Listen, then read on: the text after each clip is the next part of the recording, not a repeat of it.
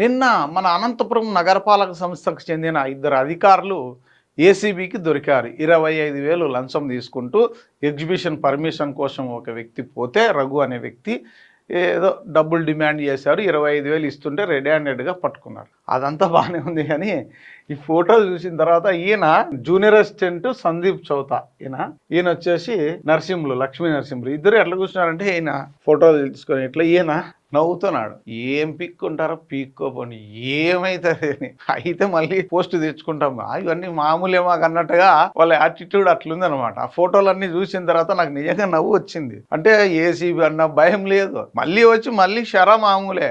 ఇప్పుడు నిన్న జరిగింది కదా, రేపు ఎవరన్నా మళ్ళీ పని కోసం పోండి మున్సిపల్ ఆఫీస్కి, ఖచ్చితంగా చెయ్యి తడపాల్సిందే. మామూలు ఎన్నిసార్లు ఏసీబీలు వచ్చినా సరే, ఏసీబీ ట్రాప్ చేసినా, రెడ్ హ్యాండెడ్ పట్టుకున్నా, వాళ్ళపైన కేసులు పెట్టినా, ఈ లంచావతారులు మారరు.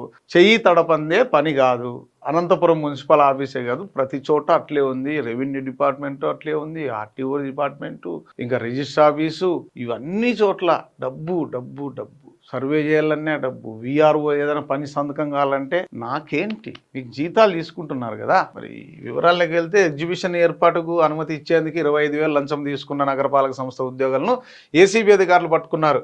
DE incharge MHO Lakshmi Narasimhulu, junior assistant Sandeep Chautha సోమవారం అదుపులోకి తీసుకున్నారు. వీళ్ళిద్దరిని ఏసీబీ డీఎస్పీ ప్రసాద్ రెడ్డి తెలిపిన మేరకు నగరానికి చెందిన రఘుప్రసాదరావు గుత్తి రోడ్లో భారతీయ ట్రేడ్ ఫేర్ ఎగ్జిబిషన్ ఏర్పాటుకు అనుమతి కోసం DE Lakshmi Narasimhulu, junior assistant Sandeep Chautanu కలిశారు. అనుమతి కావాలంటే 30,000 లంచం ఇవ్వాలని వారు డిమాండ్ చేశారు. లంచం ఇవ్వడం ఇష్టం లేని బాధితుడు ఏసీపీ అధికారులకు ఫిర్యాదు చేశారు. వారి సూచనల మేరకు లంచం ఇచ్చేందుకు వెళ్లారు. డి లక్ష్మీ నరసింహుల ఆదేశాలతో జూనియర్ అసిస్టెంట్ సందీప్ చౌతా నగరంలోని డ్వామా కార్యాలయం వద్దకు వెళ్లాడు. సోమవారం మధ్యాహ్నం 1:40 గంటలకు ఆ సమయంలో రఘుప్రసాద్ నుంచి 25,000 లంచం సొమ్ము తీసుకున్నాడు.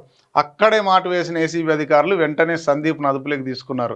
అక్కడి నుంచి నగరపాలక సంస్థ కార్యాలయానికి తీసుకెళ్లి డీఈని అదుపులోకి తీసుకున్నారు. లంచం సొమ్ము 25,000 స్వాధీనం చేసుకున్నారు. నగరపాలక సంస్థ కార్యాలయంలో ఎగ్జిబిషన్ కు సంబంధించి ఫైల్స్ ను అధికారులు స్వాధీనం చేసుకుని సీజ్ చేశారు. నిందితులను విచారిస్తున్నారు. కేసు నమోదు చేసి చట్టపరమైన చర్యలు తీసుకుంటామని ఏసీబీ డీఎస్పీ ప్రసాద్ రెడ్డి తెలిపినారంట. ఏం చర్యలు తీసుకున్నా, ఏం చేసినా వీళ్ళు మారారు. ఇది కాదు, కానీ ఇలాంటి దొరికినప్పుడు చట్టంలో కూడా మార్పులు రావాలా.